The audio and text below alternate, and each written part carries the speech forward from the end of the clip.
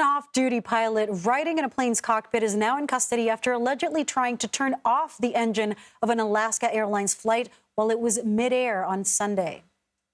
Give you a heads up. We've got the guy that tried to shut the engines down out of the cockpit, and he doesn't sound like he's causing any issue in the back right now. I think he's subdued. Other than that, yeah, we want law enforcement as soon as we get on the ground and park. That was audio of a pilot confirming the suspect had been successfully subdued. 44-year-old Joseph David Emerson is facing 167 counts, including 89 counts of attempted murder. Alaska Airlines says the suspect was traveling in the flight deck jump seat for auxiliary passengers when he, quote, unsuccessfully attempted to disrupt the operations of the engines yesterday.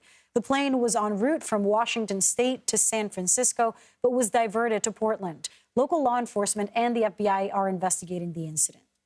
Joshua Skule joins us now. He formerly served as the Executive Assistant Director for Intelligence for the FBI. He's also the president and founder of Bow Wave, which provides services to support U.S. national security. Good to have you. So what factors would cause the FBI to get involved in this investigation, just to understand the investigation itself? Sure. Well, the FBI has investigative primacy for all crimes aboard aircraft.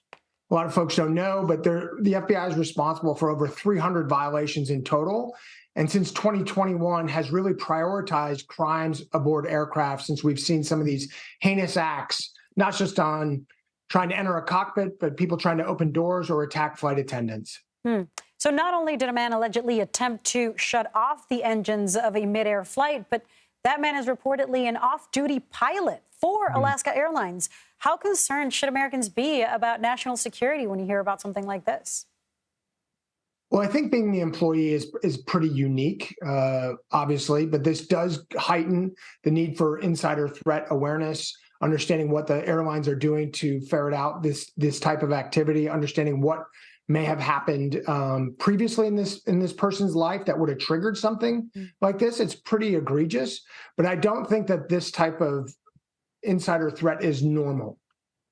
So, I mean, I guess the question is, I'm sure pilots are vetted and extra vetted and extra vetted. I mean, is that the case?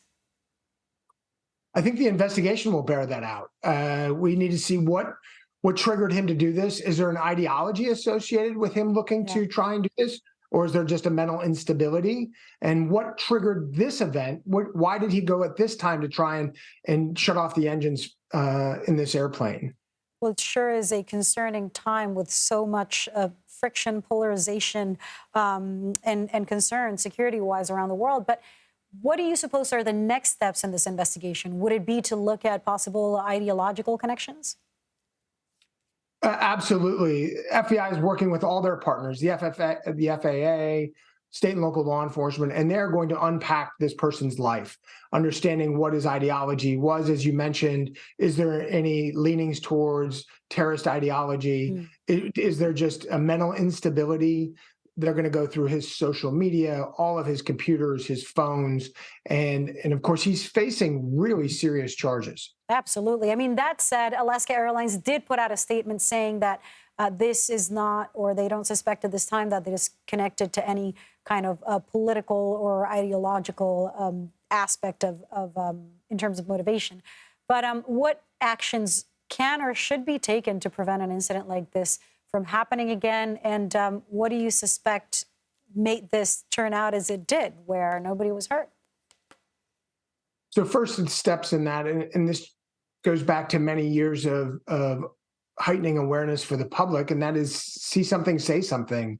If somebody is acting suspicious, no matter what is going on, you need to tell authority figures. And that could have been something that happened and will be uncovered in the investigation, that there may have been warnings, which is what the FBI and state and local law enforcement are looking at. Did this person surface on law enforcement radar before this incident? Going forward, in a heightened threat environment, law enforcement needs the public's help. They cannot do this alone. And those tips and leads, they matter.